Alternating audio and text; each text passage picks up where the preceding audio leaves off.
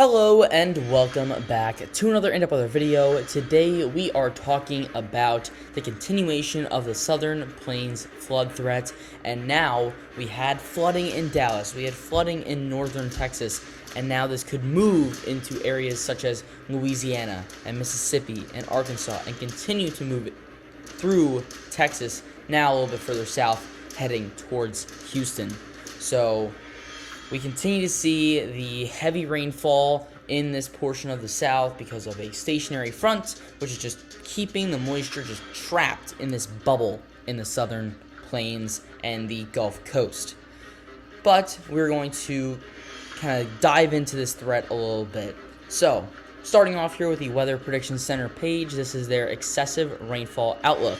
And we can see that we have three separate risks. Starting off here with the least threat, this green marginal risk, which is at least 5% chance of exceeding flash flood guidance. That includes states such as Arizona, New Mexico, Colorado, Texas, Arkansas, Mississippi, Alabama, Louisiana.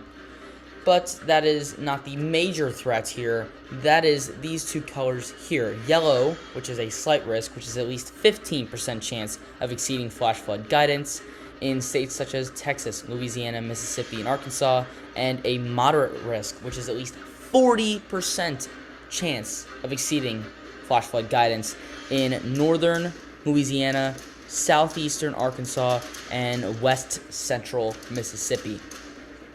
Now, that is just for during the day on Tuesday and into the early morning hours of Wednesday. We also have Wednesday into the early morning hours of Thursday, where we do have those marginal risks here in green, such as California, Nevada, Arizona, New Mexico, Colorado, Texas, Louisiana, Mississippi, Alabama, and Arkansas, as well as, I guess, Montana. But you have this slight risk, which is at least 15% chance in eastern Texas, most of Louisiana except for the coastline, most of the central portions of Mississippi, and west central Alabama. So as this threat continues, we're going to see just thunderstorms just line up over certain areas. And you can see here that we have this region here of eastern Texas, southwest Arkansas, northwest Louisiana, and they're just going to get pounded by consistent thunderstorms here. This is 6 a.m. on the 23rd. This is Eastern Time. And you can see here that we just have consistent moderate to heavy rainfall, especially in northern Louisiana, southern Arkansas, and even west central Mississippi. And it just does not move very quickly, right? We see these same areas getting hit 6 hours later. And that just continues here. Now we're into 5 p.m. here. We're moving that heavy rain threat into northeast Louisiana, southeast Arkansas, west central Mississippi. But you also have other areas. Again, you can't exclude those 5% and 15% risks. We have stable thunderstorms that just don't seem to move much in portions of southern Alabama, southern Florida, southern Mississippi, portions of southeast Louisiana near New Orleans. But that main threat, that moderate to heavy rainfall that consistently just stays in one area, especially northeastern Louisiana, just does not stop. We're now moving into early morning hours of Wednesday here, and you can see southeast Arkansas, northeast Louisiana really getting into some of those heavy rain threats, as well as some thunderstorms just the north of Houston in eastern Texas.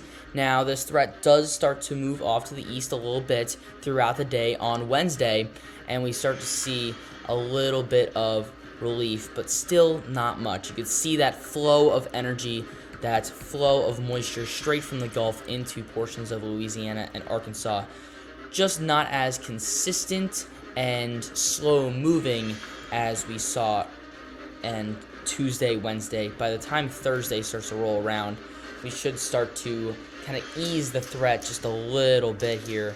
I believe this is Thursday, and right now there's no risks of 15% or more. So that is definitely a benefit.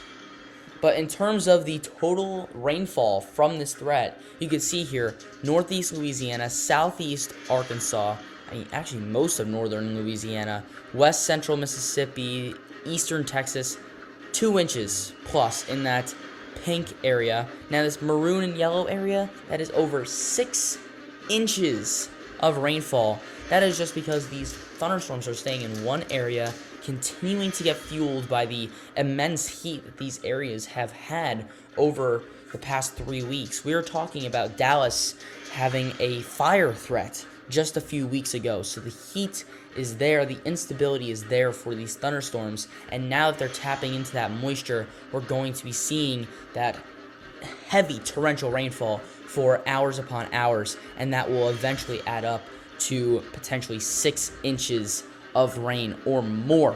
I mean, there's some numbers here. I believe that's 12 or 14 inches in portions of eastern Texas there, and this threat continues to just move east and impact more regions. And as much as they need the rain, the flood threat is going to be major, and that is definitely not something that we want.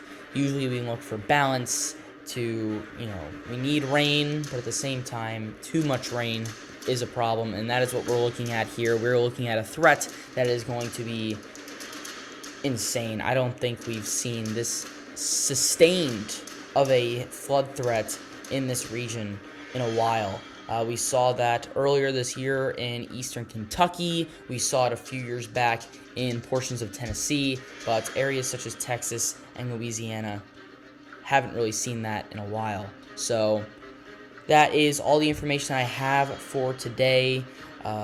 Tomorrow, I believe that we're going to be covering some tropical developments. It does seem like the Atlantic is starting to wake up, so tune in tomorrow for that by subscribing and hitting the bell.